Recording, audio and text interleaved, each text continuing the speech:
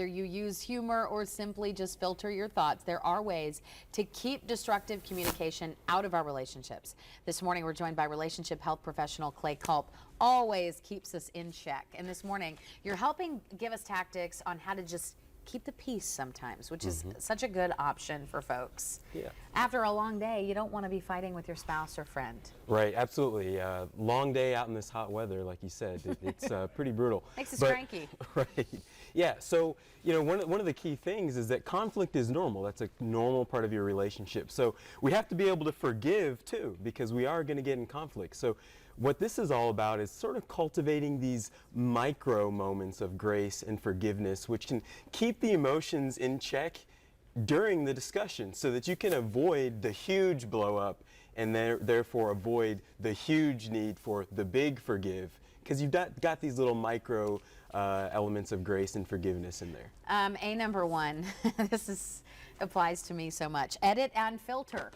Yes, yes. So the edit part is kind of when you're listening to your partner, you're sort of taking the constructive elements out of what they've said. It might be laced with some anger, with a certain tone that you don't like, but you're sort of acknowledging, okay, there's a constructive, productive element that's important to what they're saying. So edit the other stuff out and listen to that part. And then the filter part is when you're talking, filter your own words and try to eliminate those kind of destructive, more nasty things before you say them. Be polite.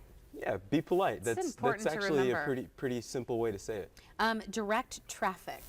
Yeah, sure. I like to think of all these little tactics, sort of like little in-flight corrections. You're sort of getting back on track, and sometimes that can be a little bit jarring to do, but it's usually better to have that little jar and get back on track than to go completely off course and end up in that wrong, destructive part. So that could be as simple as just saying, "Hey, honey, you're interrupting me," you know. And you can, even if you say that a little bit sternly, if that jars them a little bit, be like, "Oh, okay." Or, hey, we need to get back on topic. You know, you're getting that back on track and hopefully saving more heartache down the line. Yes. Okay, you need to also not dwell on the past and focus on what's right in front of you. This is a big one, and that's a hard one, too. Yeah, it's very hard. So in the moment, what you can do is just sort of, if you see yourself bogging down in the details and the nitty gritty, just kind of say, wait, you know what, how are you feeling right now? And just listen non-defensively. Or you can say how you're feeling. You can say, hey, you know, that really hurt my feelings, you know, when you said X, Y, and Z. It sort of brings it to the emotion, to the core of what's really going on. Ease into persuasion.